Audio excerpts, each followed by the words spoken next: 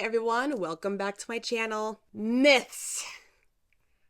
I am very excited about today. This is my first attempt at a mythical woman's story. Winter. It's a freaking cold and unbelievably gorgeous season. I am such a little wimp when it comes to the cold now. I used to not be a wimp, but now I'm like below 32. No. There are plenty of mythological stories about winter in almost all cultures. Today, we are going to the best place for not only winter, but very unique mythologies. Scandinavia, and the very interesting myth about the goddess of winter, mountains, bow hunting, and skiing, Skadi. Let's get started.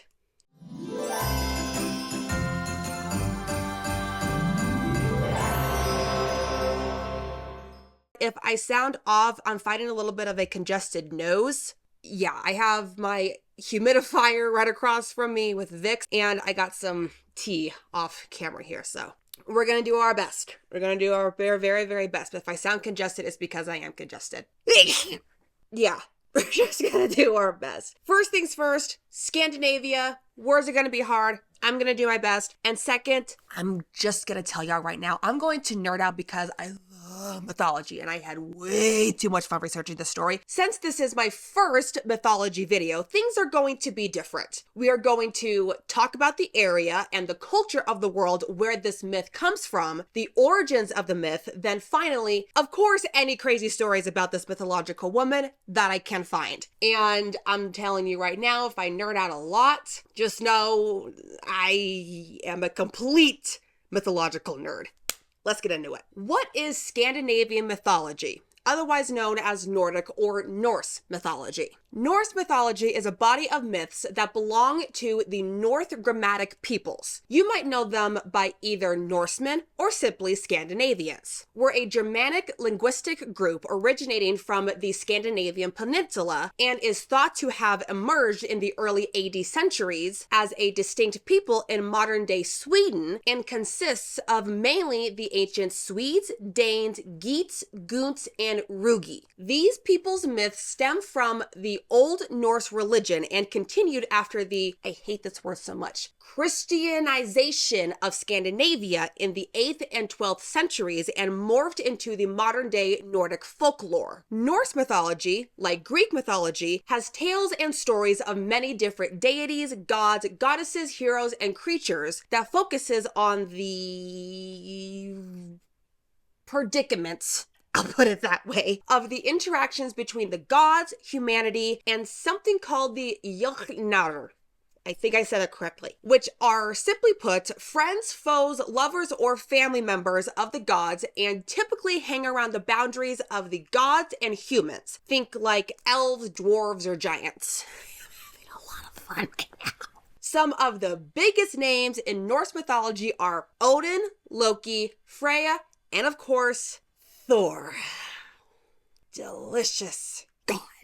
The main evidence of the source of Norse mythology is in the dialects of Old Norse or Nordic or Scandinavian that was a stage in the development of North Germanic dialect spoken by the people of Scandinavia during the Middle Ages and is an ancestor of the modern Scandinavian languages. The majority of Old Norse texts were created in Iceland and during the 13th century pre-Christians that inhabited the island collected and recorded the old oral stories and manuscripts. I'm just having fun. The universe of Norse mythology, surprisingly, is not that far off from what Marvel did with the Thor movies. All beings live in the 9 worlds that center around the Norse's tree of life, Yggdrasil. The gods live in the heavenly realm of Asgard, humans live in Midgard, their version of Earth, and the dead live in Hell, which is ruled by a woman of the same name. She looks like this, okay? Like queen. The inhabitants of Asgard can travel between their realm and Midgard, and there are many stories of these travels in the myths, just like with Greek mythology. And that takes us to Skadi. Unlike the women on this channel, Skadi has no birth date, but according to the myth, Skadi's mother is a mystery, but her father is Thiazi, an infamous giant that has a particular grudge against the gods of Asgard. This is how his story goes. The gods Odin, Loki, and Honor went on an adventure through the mountains and wilderness till they got hungry. They went to a valley, saw a herd of oxen, took one, and put it into an earth oven to cook it. But after a while, they noticed that it wasn't cooking. As they were trying to figure out why, they heard a voice in an oak tree saying that he was the reason it wasn't cooking. When they looked up, they saw Thiazi in the form of a giant eagle.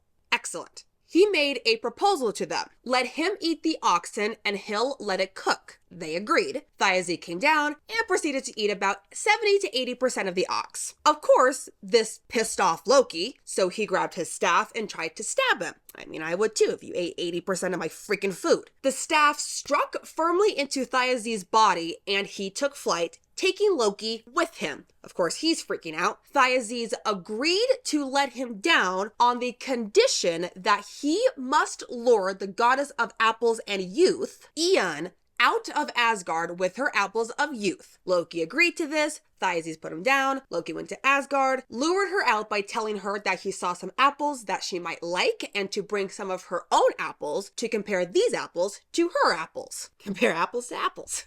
So many apples. Then Thiazi swooped in his eagle shape, grabbed Ian, and flew away with her.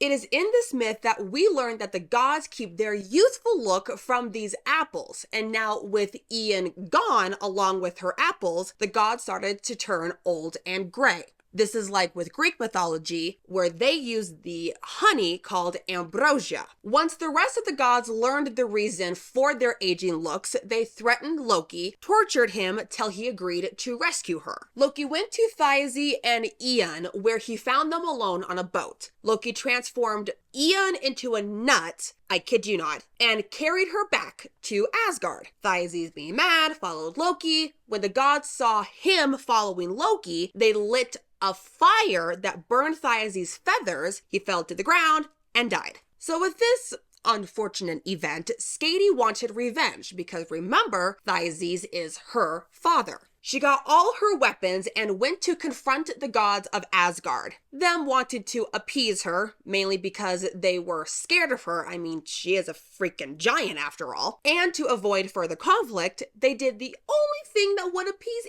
any woman upset over the fact of you killing her father. They offered her a marriage proposal. And some gold, just for good measure. Marriage appeases any woman. But she didn't want the gold because she was already rich from her father and grandfather's pillaging. I don't need your freaking gold. But she did accept the proposal under one condition. The gods had to make her laugh. If a man can't make you laugh, don't marry him. This set off a circus of entertainment for Skadi with all of their attempts, everything from telling jokes to antics, it all fell short. Finally, Loki took a swing at it in the weirdest way, and I'm telling you right now, I found a painting of it, and I'm just preparing your eyeballs right now. He took a goat and a rope, tied one end to the goat and the other to his genitals, causing them to both scream in pain. Apparently this worked because Skadi laughed very hard, finalizing the deal. You're welcome.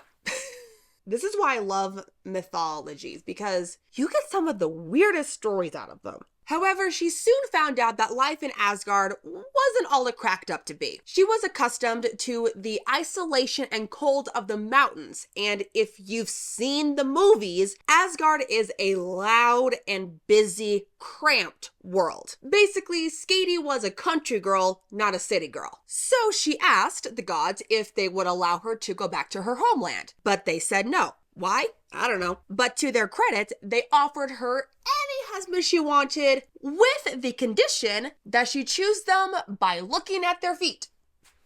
Because that makes complete sense. For some reason, she agreed to this. Now, she already had her eye on a particular god, the god of light, courage, and wisdom, Baldur. She already had a little crush on him, and I can see it. I can see it. He's very yummy. Is he Thor yummy? No, but he is yummy. It seemed that from the picture, they just kind of stood behind a veil and she looked at their feet and that's how the foot selection worked. But in the end, she chose the beautiful feet of the apparently ugly god Njord, god of the wind, sea, and all its riches. How the myth goes, once she chose him by his feet, when she looked at his legs, she realized they were too pale and skinny and was disappointed. I guess moral of the story, don't judge a book by its feet. Even though Skadi was disappointed, she did make a deal and married him. And by marrying him, this made Skadi a goddess. The marriage symbolizes the union of the opposing elements, the mountains and the sea. While Skadi liked the snow peaks and icy wilderness of the mountains, Njord was comfortable near and in the sea. They did try to compromise, but in the end, they decided to live apart and ultimately divorced. But what this proved was that there could be a balance between the gods and giants, as well as have balance between the two major elements. There are different myths as to what Skadi did after this divorce. Either she got together with the god of snow, archery, skating, and hunting, Ulir, who is the stepson of Thor, but others say that Skadi hooked up with Odin and had many sons with him.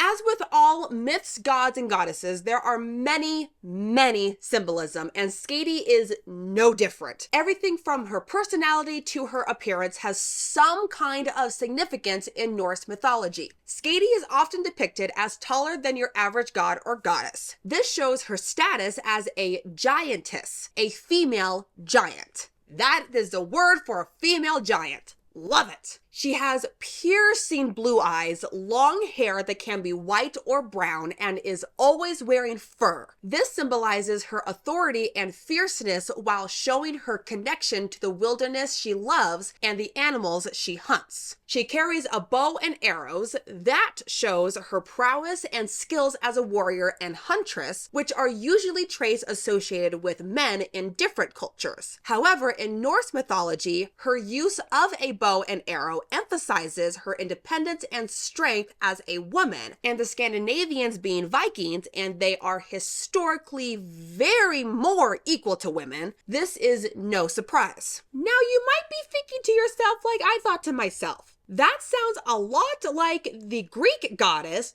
Artemis, and you'd be right. They are both skilled in hunting and the bow. Both symbolizes women's independence and challenge traditional roles, and are either unlucky and or unwilling to marry. But there are differences. Skadi's story shows the Vikings' value of honor, retribution, and humor, whereas Artemis takes on a more protective role and historically is a bit nasty. I mean, she is the reason Medusa became Medusa, and from Medusa's head getting chopped off is the reason why we got snakes, and she is the reason why we also got spiders, because a chick that wove a better tapestry than her, she got a bit spiteful and turned into a spider. The chick's name was literally Arachne, and that's where we get arachnid. Look it up. It's a whole thing. Anyway, also what makes them different is their goddess status. Artemis is a goddess because she is the daughter of the god Zeus, whereas Skadi became a goddess only after she married a god. Which, I mean, as long as you become a goddess, who the freak cares how you get there? The most unique thing about Skadi that I personally have found is Skadi's skis. No matter what depiction you find of her, she has skis somewhere on her or around her. And I've never seen that. She is the only Norse mythology character that is associated with skiing. Now, before anyone comes after me, yes, her possible second husband, Ulir, is associated with skis, but his is up for debate. Let me explain. In the book Prosa Edda, or Snorri's Edda, I believe I pronounced those correctly, is the original Old Norse textbook written in Iceland during the 13th century by Icelandic law speaker, scholar, and historian Snorri Sturluson, here looking unbelievably happy, and is considered the fullest and most detailed source of the modern knowledge of Norse mythology. In the book, it says that Ulir was a warrior god who, quote, is so skillful a bowman and skier that no one can compete with him. He is also a good person to pray to when in single combat, end quote. It says for Skadi, quote, she travels much on skis, carries a bow, and shoots wild animals. She is called ski god or the ski lady, end quote. So with this, in my mind, since everyone did not really think like the Vikings, which I think is a good thing, but like I said, historically, Viking women had much more freedoms and more equality with men than other women in other cultures did. Of course, the women still did the cooking, cleaning, and childbearing, but for one thing, they were allowed to not only talk back, but to fight in wars. I mean, if you've seen the History Channel's Vikings, damn.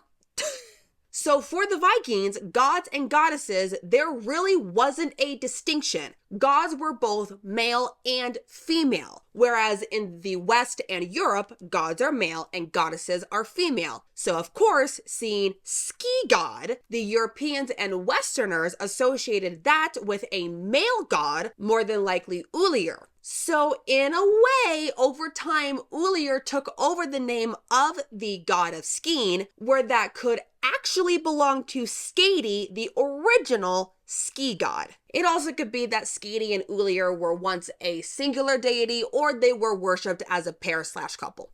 But that's just my 2 cents on it. I did a deep dive and a half on that. Anyway, Skadi's skiing ability is celebrated often in art and literature. It shows her ability to move through the harsh Scandinavian winter landscape with grace and ease, despite the fact that she is a giantess. It also symbolizes her independence and self-sufficiency because the skis allowed her to navigate her world on her own terms, speed, and path. She is also called the snowshoe goddess, and the animal associated with her is either the Arctic fox or white wolves. Skadi's name means shade/shadow, damaged or harm. Now this possibly reflected the belief that since she is a frost giant, that she was the bringer of cold, winter, and death. This is because, as we know with many, many myths, stories and characters were made up to explain certain events in the ancient world because science wasn't a thing.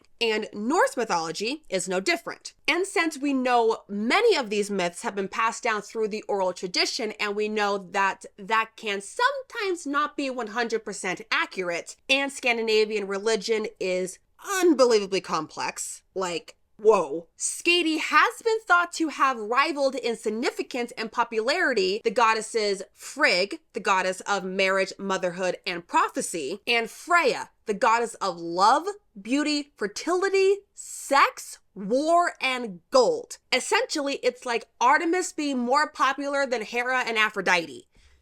So at one time, Skadi could have been a more important figure than surviving texts show. Okay, 2 more myths before we go. These are good. Even though she's not the main character, she plays a very significant role, and these stories kind of flow into each other. So I kind of can't tell the second one without the first one. First up, the death of Baldur. Remember Baldur? Skadi had a crush on him, and she was hoping that the pretty feet of Njord would be his pretty feet, but it wasn't, so she had to marry the ugly Njord instead of the handsome Baldur, and she was kind of sad about that. Yeah, well, he dies. This myth is best depicted in this painting by Christopher Wilhelm Eckersberg in 1817, literally called The Death of Baldur. How the myth goes is basically Baldur is the second son of Odin and Thor's younger brother. Baldur started having dreams of bad things happening to him. Now, to be clear, we love Baldur. Everyone loved Baldur. Love this guy. Everyone loves this guy. So after hearing about these dreams, they wanted answers. So Odin, being the dad that he is, got on my 3rd favorite mythological horse, Sleipnir, an 8-legged horse. Excellent. Went to the underworld to consult an oracle or seer, and she basically said that his dream would come to fruition. Not liking that answer, Odin returned to Asgard distraught, told his friends what he was told, and they didn't like the answer too, especially Baldur's mother, Frigg. And like any mother, she wanted to do anything and everything to protect her son. So Frigg went to every being in the cosmos. And I mean every freaking being, from a Norse dragon to a river to a pebble, and got an oath to not harm Baldur. Once all the oaths were collected, they decided to test it out. Because why not? Let's play with death a little bit. So they had a big party and just started throwing things at him. Sticks, rocks, anything. And everything bounced right off of them. Sweet. It worked. But this is Norse mythology. Let's bring in Loki. He, being the jerk trickster he is, approached the blind god Hodor. I know it sounds like Hodor, and we're just going to move on. Gave him some mistletoe, manipulated him into throwing the mistletoe, not knowing that it was actually either an arrow or spear. Hodor threw it, piercing Baldur in the chest, and he died. That really freaking sucks. The gods, wanting to give Baldur a proper service, sought out the help of the Giantess Hierarchy, known for her incredible strength, and rides a giant wolf. Again, excellent. She was asked to launch Baldur's funeral ship out to sea, but it was stuck. So the gods asked Skadi to free it. She used her knowledge of skiing and her magical powers to push the ship out to sea. What those powers are, I believe it's just snow manipulation.